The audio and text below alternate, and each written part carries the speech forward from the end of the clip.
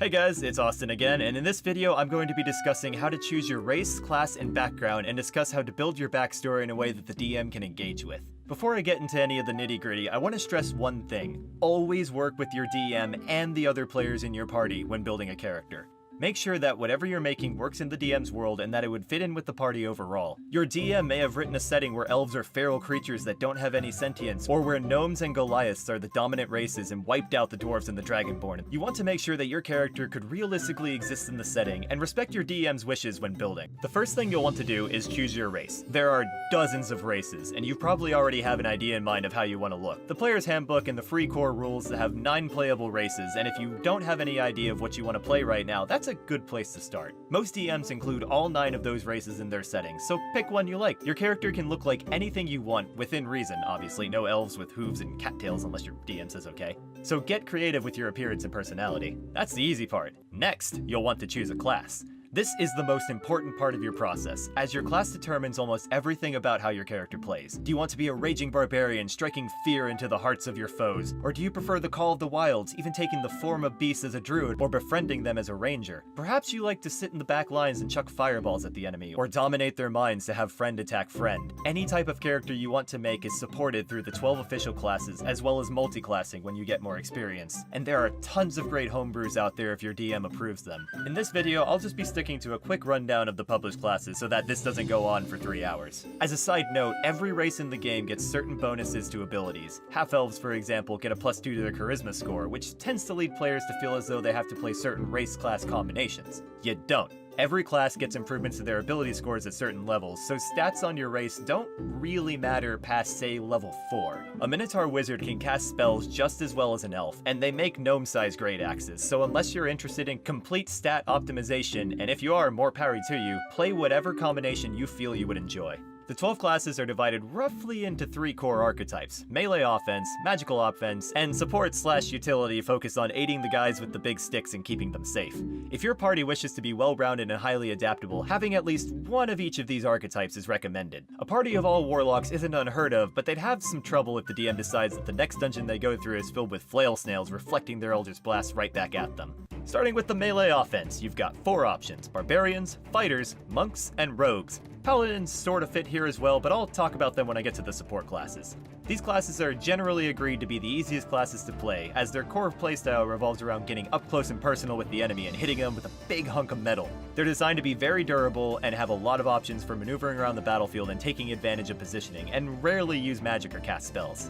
Barbarian, the prototypical raging tank. You charge into battle with your massive great axe and deal tons of damage to every enemy stupid enough to get close to you. Barbarians get a d12 to their hit dice, which gives them the highest health in the game, and their starting equipment includes the 2 hardest hitting weapons in the game, the great axe and the great sword. Barbarians are, in my opinion, the easiest class to play in combat, though they do suffer some role-playing drawbacks if you're playing them more traditionally. What they lack in defenses, they make up for in damage output, and are one of the only classes in the game to not have access to spellcasting of any kind unless they multi-class. If you want to play a high-risk, high-reward game, the Path of the Berserker allows you to hit harder in exchange for being easier to hit. If you want to be more flexible and act as a main tank of the party, the Path of the Totem Warrior allows you to adapt to most situations. Fighter, easily the most flexible of the 4 melee classes. Fighters get the option to choose a particular style of combat early on and hone it to perfection. Whether you want to swing a giant sword, dice opponents with twin blades, or be a bowmaster taking out key targets from afar, the fighter has you covered. The more levels you take in this class, the more options are available to you, ranging from being a master tactician who can grant your allies additional actions, to an eldritch knight enchanting their blade and slinging spells. If you're the type of player that likes to fill a very particular niche in playstyle, the fighter almost certainly has an option you'll enjoy. One subclass even gives you a horsey. Who doesn't love a horsey? Monk. Monks hone their bodies from a young age to make themselves into the ultimate weapon. Most monks eschew traditional weaponry in favor of using their fists or improvised weapons to devastate their foes with a flurry of blows. They use a pool of key points that recharge every day to augment their attacks and have a limited spellcasting ability in certain subclasses. While monks aren't as sturdy as the fighter or the barbarian, they get many abilities that allow them to deflect projectiles and resist magical effects like charm and fear. You'll almost never have to worry about losing control of your character when playing a monk, as you've subjected yourself to far worse things than a fireball during your training.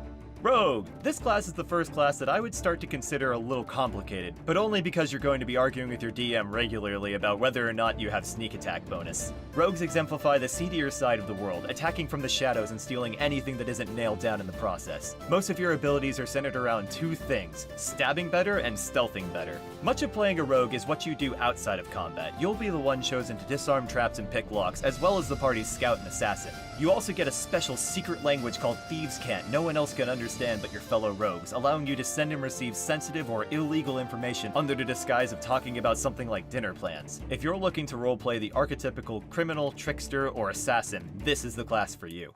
Moving on to the spellcasters of the game. Every class from here on out has the ability to cast spells as a core part of their class, either focusing on destroying your enemies with fire and lightning, or protecting your allies with holy radiance or charming the pants off the enemy. We'll start with the classes that rain fire from the sky. These three classes are more difficult to play than the melee, acting more like glass cannons than panzers. Their job is to vaporize the enemy quickly and efficiently while managing their position and defending themselves to keep their very small pool of hit points from dropping to zero. They also have to watch way more resources. Running out of spell slots in the middle of combat doesn't make you entirely useless, just functionally. To balance the weakness out, they do a lot of damage from afar in a single cast, and they gain access to spells that help you increase your defenses and reposition in case you need to, so you don't have to be babysat by the barbarian the entire time. Wizards! This is the first class people think of when they think spellcasters. Wizards are the master magi, holding power over every school of magic and studying until their eyeballs fall out in order to gain greater power. Whether you want to be a fortune teller, a necromancer, a battle mage, or all of the above and more, the wizard has you covered. They're the only class that can learn new spells without needing to level up, given a spellbook that they can spend time copying new spells into from things like scrolls or from the spell repositories of your fallen enemies. They can also restore spell slots on a short rest, as opposed to needing a full night's sleep to re-energize, meaning that as long as you're given some downtime, you'll be casting all throughout the dungeons you explore.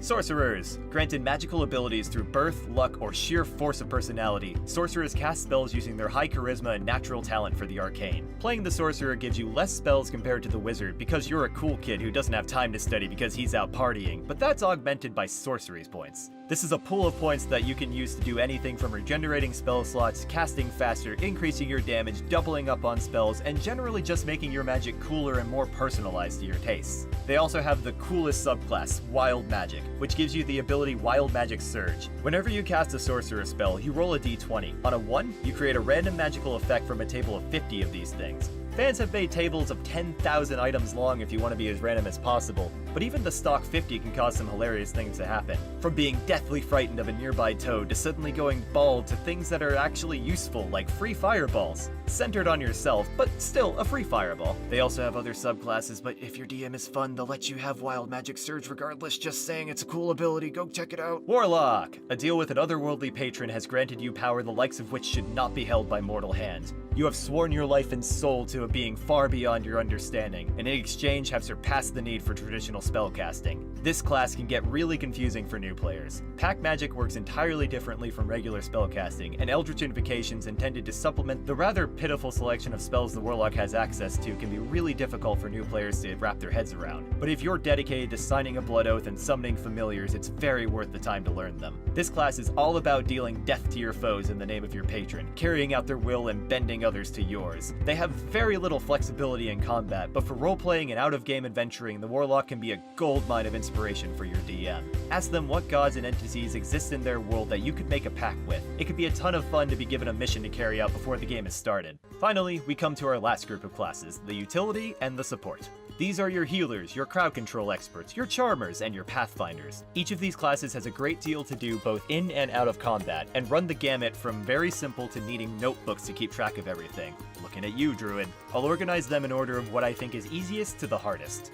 Bard! Every story you've ever heard about a D&D player seducing a dragon was probably from a bard player. These performers weave magic into their songs and acting, swaying whole crowds with a single strum of the lute or hitch of the voice. Generally, the bard uses a beloved instrument in order to channel their magic, but don't be afraid to play an actor or a poet if that's what calls to you. Bards have access to a wide selection of support spells, from healing word to hypnotic pattern, and can heal the party during short rests. They also have access to the most helpful ability at the table, Bardic Inspiration. As a bonus action, or as a reaction if your DM is smart and wants the ability to actually be useful, you can add 1d6 to an ally's attack roll or ability check, and this die keeps getting bigger as you level up. You can also take spells from other classes, letting you shoot fireballs out of your harmonica for style points. Just be sure not to singe your beautiful mustache in the process.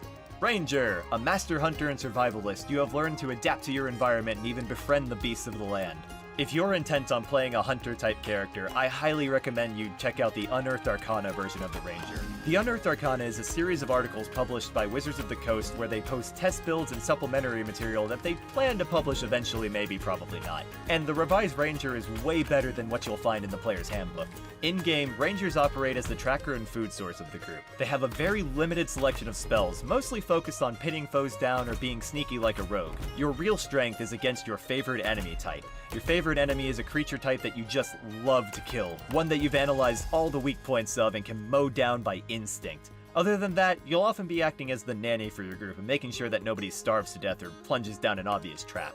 Cleric, your devotion to your god has granted you divine powers, allowing you to heal the sick and smite demonic abominations in equal measure. Clerics are defined by the god that grants them powers, but unlike a warlock, they have not made a binding contract with their patron. Instead, they call upon their god's power in times of desperate need and are aided out of a place of devotion and love. That doesn't mean you can't be an evil cleric worshipping Tiamat, though, and playing an evil cleric can be very refreshing if you want to heal people, but in a mean way. Most of your spells will revolve around protecting your allies from death or practicing necromantic rituals that exonerate the dead by giving them a last chance to be of use. Clerics also have the most varied and highest number of subclasses available to them. Focus on anything from being a warrior of the light to a grave tender who loves his corpses a little too much. This flexibility and flavor makes them one of the most popular support classes, despite the fact that they prepare their spells the hard way and generally get pigeonholed into being the heal bot.